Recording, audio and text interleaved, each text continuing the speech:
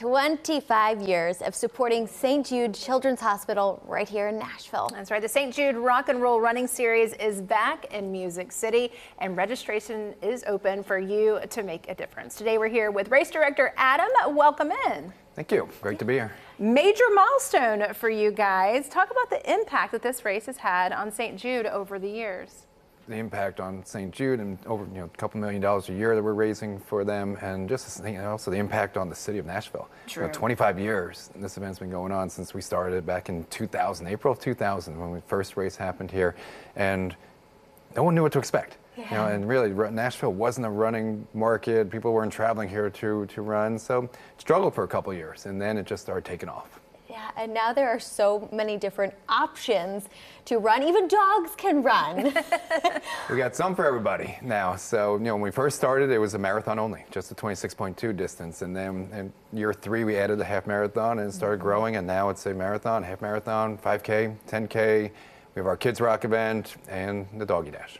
Love that. We're seeing some pictures from now. This is truly a unique event. We have live music in the streets. I even hula hooped the half marathon a couple of times myself. So talk about, there I am with my pink hula hoop. We did that to raise awareness for breast cancer.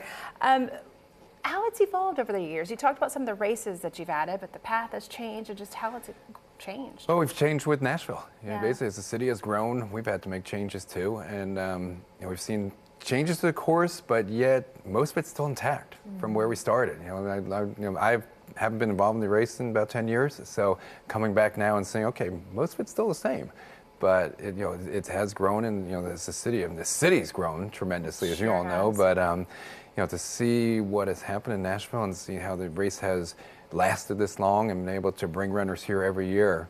But it's evolved a lot from the different musicians that have been involved in the event, but yet there's also some who've played every year. Yeah. Right. So it's got lots of tradition. And there's so much energy when you're in a race like that, and it's all for a good cause, which I love it. The heart behind this is really why we're doing it.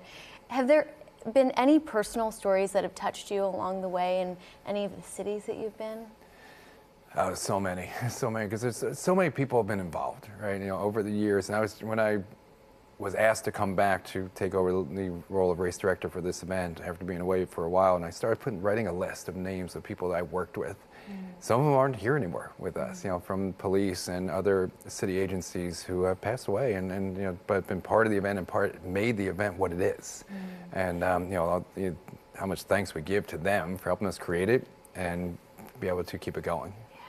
My roots run deep with this event. My mom used to train people for this marathon. As I mentioned, I did it a couple of times.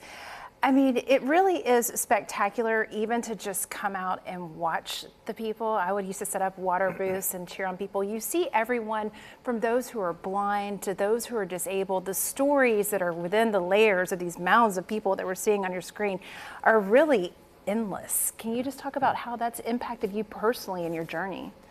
Yeah, I mean, the spectators and the supporters are just as important as the athletes, right? And if you've participated in a marathon, if you train for one, it brings everyone around you into it as well. And your whole family is part of your experience.